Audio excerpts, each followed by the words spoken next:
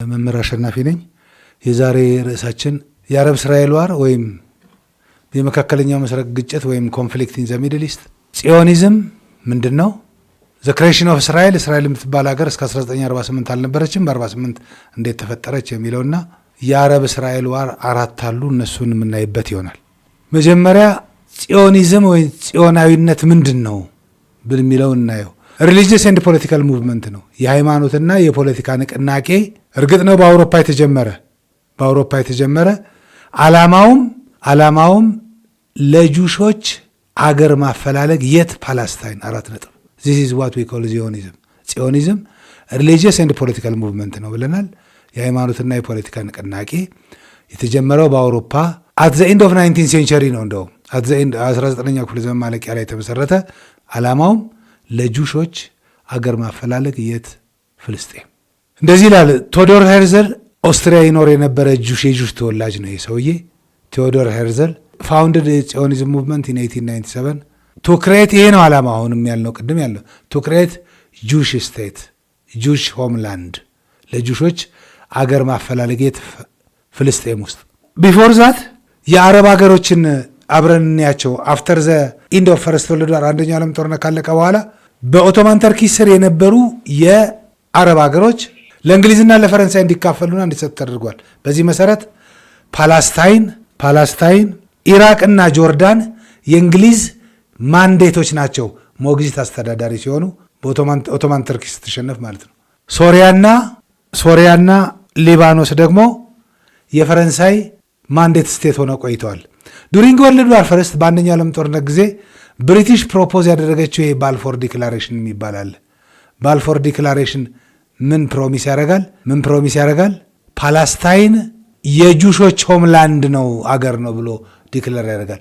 ከዛ በፊት ግን ዱሪንግ ዘ ፈርስት ወርልድ ዋር 1950 እንግሊዝ ቱ ጌት ዘ ሳፖርት ኦፍ ዘ አረብስ ኢነር ፋይቲንግ አጌንስት ኦቶማን ተርኪን በምትዋጋበት ጊዜ የአረቦች እርዳታ ለማግኘት ፓላስታይን የአረቦች ነው ብላ የነበረች እንግሊዝ በ1919 ባልፎር ዲክላሬሽን አወጀች። በዚህ አዋጅ መሰረት ጁሽ የፓላስታይን ሆምላንድ ነው ብላ አወጀች። አት ዘ ኤንድ ኦፍ ሰከንድ ወርልድ ዋር ኢን ቢትዊን ዘ ወርልድ ዋርስ ብዙ ጁሾች ከአውሮፓ ወደ ፓላስታይን ገብተው መሬት ገዝተው ገበሬ ሆነው ነበር ከአረቦቹ ይላል መጽሐፋችን። በተለይ ከሁለተኛው ዓለም ጦርነት በኋላ የሂትለር ጭፍጨፋን ተከትሎ ብዙ ጁሾች ወደ ፓላስታይን ገብተው ነበር። በዚህ ምክንያት ሁለተኛው ዓለም ጦርነት ካለቀ በኋላ ፓላስታይን ማንዴት ነች ብለናል፣ የእንግሊዝ ነበረች። እዛ ውስጥ ግጭት ተፈጠረ። በማና በጁሾችና በአረቦች መካከል።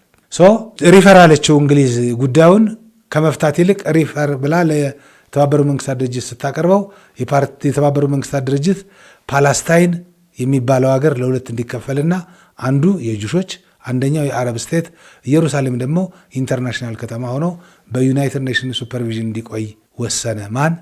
ዩናይትድ ኔሽን ኦርጋናይዜሽን። በት አረብስ ሪጀክትድ፣ አረቦቹ አንቀበልም አሉ።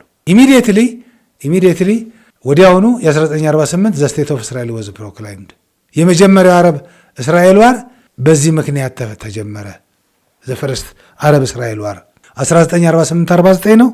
ዘ ፈርስት አረብ እስራኤል ዋር 5 የአረብ ሀገሮች ግብፅ፣ ሊባኖስ፣ ሶሪያ፣ ጆርዳን እና ሳውዲ አረቢያ ዘ ዲክለርድ ዋር ኦን ዘ ስቴት ኦፍ እስራኤል ላይ ጦርነት አወጁ። ዓላማቸውም ቱ ኢሊሚኔት ዘ ስቴት ኦፍ እስራኤል ነው፣ ግን አልቻሉም። በመጀመሪያው አረብ እስራኤል ዋር። ሁለተኛው አረብ እስራኤል ዋር ዋት ዊ ኮል ኢት ስዊዝ ካናል ክራይሲስ እንለዋለን። የስዊዝ ካናል ክራይሲስ ወይም ስዊዝ ዋር ተብሎ ይጠራል። ይሄ ስዊዝ ካናል ክራይሲስ 1956 ነው። ገማል አብድል ናስር ነበሩ መሪው የግብፅ።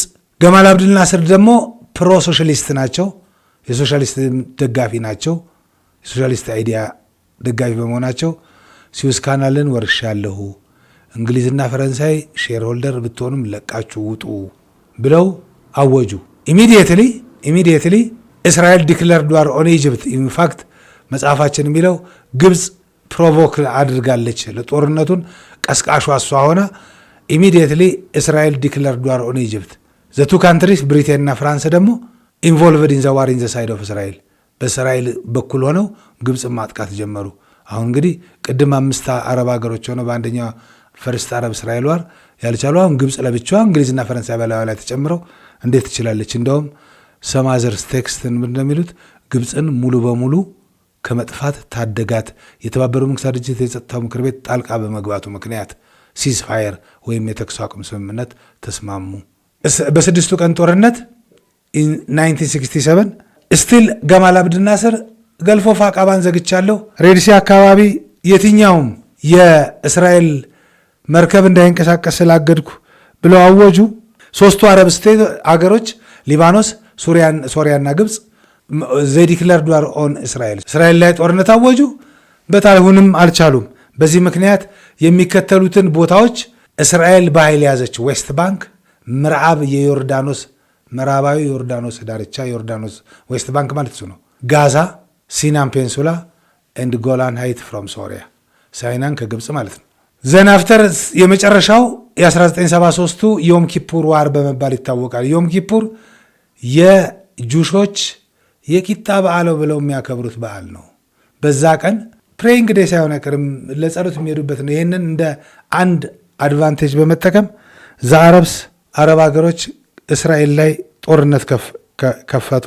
በታሁንም አልቻሉም። ፎሎዊንግ ዲስ ከዚህ በኋላ በግብፅ ውስጥ የፖለቲካ ለውጥ ተካሄደ። ይህ ማለት ነው የግብፅ ፕሬዚዳንት የነበሩት ገማል አብድል ናስር በአንዋር ሳዳት ተተኩ። አንዋር ሳዳት ፕሮ አሜሪካ ናቸው። ገማል አብድል ናስር ግን ፕሮ ሶሻሊስት ናቸው ወይም ፕሮ ኢስት ናቸው። የኢስቱ ደጋፊ ማለት ነው። ናው አዲስ ባለስልጣን የግብፅ ባለስልጣን መጣ። አንዋር ሳዳት ምንድን ናቸው ብያለሁ ቅድም? የአሜሪካ ደጋፊ ናቸው። በእሳቸው አማካኝነት በ1978 ካምፕ ዴቪድ አግሪመንት፣ ካምፕ ዴቪድ አሜሪካ ውስጥ የሚገኝ ስፍራ ነው። ካምፕ ዴቪድ አኮርድ ይለዋል መጽሐፋችን። ካምፕ ዴቪድ አግሪመንት የሚባል ያው ነው። አረብ ሀገሮች በአጠቃላይ ለእስራኤል እውቅና አንሰጥም ብለው የተማማሉበትን ዘፈርስት ካንትሪ የመጀመሪያው ሀገር ግብፅ በአንዋር ሳዳት አማካኝነት በአሜሪካ አደራዳሪነት እውቅና ሰጠች። እርግጥ ነው አንዋር ሳዳት ኮስቲስ ላይፍ በአረብ ኤክስትሪሚስቶቹ ገለውታል ነው የሚለው መጽሐፉ። በዚህ ምክንያት ኢቨን ይህም ብቻ አይደለም፣ ግብፅ ከአረብ ሊግ አባልነት እንድትባረር ሁሉ ተደርጓል። 1982 ዜር ወዝ ኦፕሬሽን ፒስ ፎር ገሊላ የሚባል የእንግሊዝ የግብፅ ወረራ አለ በመካከለኛው ምስራቅ። በት ኢት ዳዝንት አክሴፕት ባይ ዘ አረብስ። አረቦቹ የፒስ ስምምነት ሲቀርብ መጀመሪያ ዘ ስቴት ኦፍ እስራኤል ትጥፋ የሚል አቋም ስለያዙ ይህንም አልተቀበሉትም። በዚህ ምክንያት ዋት ዊ ኮል ፒኤልኦ ፓላስታይን ሊበሬሽን ኦርጋናይዜሽን በያሲን አራፋት ተመሰረተ። የፓላስታይንን ራይት ለማስከበር ነፃነት ለማስከበር የተቋቋመ እየቆየ ሲመጣ ምን ይላል መጽሐፋችን? ኢት ሊድስ ቱ ዘ ፎርሜሽን ኦፍ ሐማስ። አሁን በመካከለኛው ምስራቅ ያለውን ሐማስ እንዲፈጠር አድርጓል የሚል ነገር አለው። ኢን ዘ ሌት 18 ኢንቲፋዳ አረብኛ ነው፣ አፕራይዚንግ ማለት ነው። አመፅ ኖት ኦንሊ አመፅ ግን የስራ ማቆምም ሊሆን ይችላል፣ ሰላማዊ ሰልፍ ማድረግ ይችላል፣ ነን ቫዮለንስ ሙቭመንትም ሊሆን ይችላል፣ ኢንክሉዲንግ አጥፍቶ መጥፋት። እነዚህም በሙሉ የነበረ ነው። አፕራይዚንግ ማለት ነው። ኢንቲፋዳ አን አፕራይዚንግ አጌንስት እስራኤል ኦኩፔሽን፣ እስራኤል በያለዛቸው አካባቢዎች ለማስለቀቅ የሚደረግ ንቅናቄውን ኢንቲፋዳ ተብሎ በፔልኦ የተጀመረው በኋላ እየቆየ ሲመጣ ማን ሆነ ብያለሁ? ሐማስ እየቆየ ጌቭ ራይዝ ቱ ኢመርጀንስ ኦፍ ዘ ፎርሜሽን ኦፍ ሐማስ ነው የሚለው መጽሐፋችን። የዛሬውን ትምህርት ከመጨረሳችን በፊት እስቲ አንዳንድ ነገሮች በጥያቄ እናጠናክራቸው። ጥያቄ ቁጥር 1 ሁ ፋውንድድ ዘ ዚዮኒስት ሙቭመንት ነው የሚለው። ጽዮናዊነት ምንድን ነው ገልጫለሁ። ማን መሰረተው ነው? አንዋር ሳዳት፣ ቴዎዶር ሄርዝል፣ ሜንቼም ቤንጂን። እኚህ የመጀመሪያው የእስራኤል ፕሬዚዳንት ናቸው። ሜናሂም ነው የሚሏቸው መሰለኝ። ሜናሂም ቤንጂን ነው የሚሏቸው መሰለኝ። ያሲር አራፋት ነው የሚለው። ያሲር አራፋት ፒኤልኦ ናቸው። አንዋር ሳዳት ግብፅ ናቸው። ሜናሂም ቤንጂን ደግሞ የእስራኤል የመጀመሪያው ጠቅላይ ሚኒስትር ናቸው። ቴዎዶር ሄርዝል ነው ብለናል ቅድም። 2 ኢን ዊች ዋር ዲድ እስራኤል ቴክ ዘ ሳይናል ኤንድ ዌስት ባንክ። መች በየትኛው ጦርነት ነው እስራኤል ሳይናን ፔንሱላና ዌስት ባንክን የወሰደች ይላል? በ48 ይኸው ቅድም እዛ አንድ ፈርስት አረብ እስራኤል ዋር 48-49 ነው። እሱ አይደለም ግን ፈርስት አረብ እስራኤል ዋር የሚባለው ይሄ እንደሆነ እንድታውቁት ለማለት ነው። 2 ስዊዝ ካናል ክራይስ፣ ሲክስ ዴይ ዋር፣ ዲ ምርጫ ዮም ኪፑር ዋር ይላል። ዘ ሲክስ ዴይ ዋር ሳይናን ፔንሱላ ባፈር ዞን አረገቻቸው ነው የሚለው መጽሐፋችን። 4ኛ ጥያቄ which country was the first Arab nation to sign a peace treaty with Israel? የትኛዋ ነች አረብ ሀገር ሆና መጀመሪያ ከእስራኤል ጋር የሰላም ስምምነት የተስማማችና መሪዋን የሚያስገድለች? በሌላ አነጋገር ማነች ነው? ጆርዳን፣ ሶሪያ፣ ሊባኖስ፣ ግብጽ ነው የሚለው። it is clear ግብጽ ነው ማለት ነው። what was the Balfour Declaration? ባልፎር ዲክላሬሽን 1917 ምንድን ነው ነው የሚላችሁ? ኤ ፒስ ትሪቲ ነው እንዴ? ፒስ ነው አላለም። ፓላስታይን ለጁሾች ይገባል ብላ እንግሊዝ ያወጀችው አዋጅ ነው ካል እሱን የሚለውም ማውጣት ነው። ዘ ፕላን ቱ ዲቫይድ ጀርመኒ ይላል። ሳፖርት ፎር ጁሽ ሆምላንድ ዲክላሬሽን ኦፍ ሳፖርት ፎር ጁሽ ሆምላንድ ኦፍ ፓላስታይን። የዛሬው በዚሁ ያበቃል። በሚቀጥለው እስከምንገናኝ ደህና ሁኑ። ቻው ቴንኪዩ።